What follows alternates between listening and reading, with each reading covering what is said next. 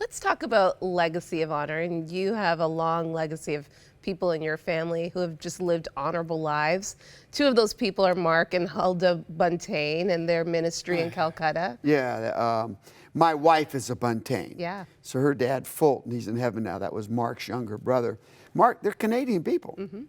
And Mark built one of the greatest mission stations in the world. Huldah's still alive. I think she's 94, still traveling, preaching. Real quick story about Mark. So years ago, Mark had a boy that would lay at his step. Every morning he'd come out, and the boy's a beggar boy. It was very common in Calcutta.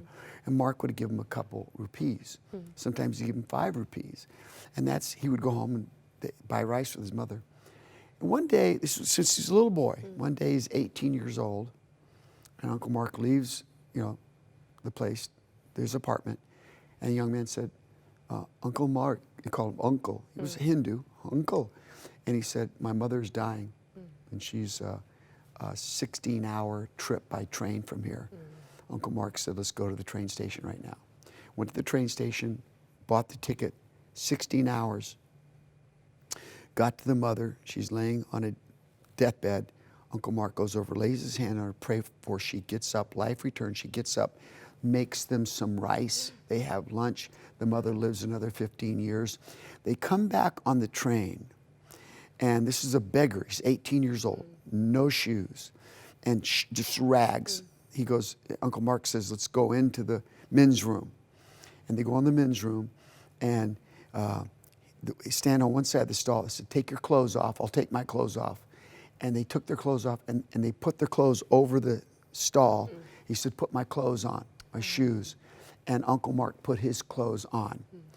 And they walked out. And Uncle Mark said, I love you. I'll always love you. But in time, if you'll let Jesus in your heart, you'll be able to fill that suit and those shoes. You're a new man. And the young man became a Christian. Uncle Mark went home in a taxi in those rags. The young man became a Christian, and in time, that young man became the general superintendent of the Assemblies of God for all of India.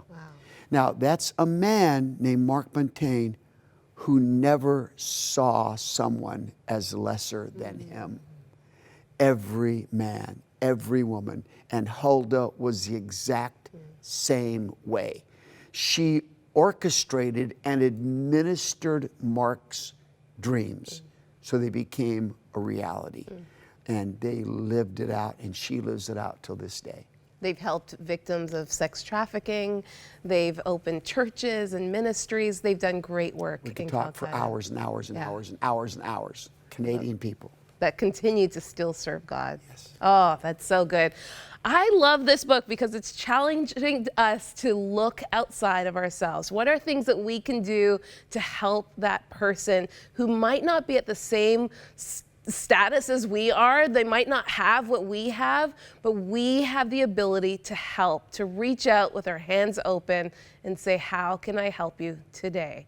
Are we doing that? Are you doing that? I know I have to check myself. I might not always be doing that.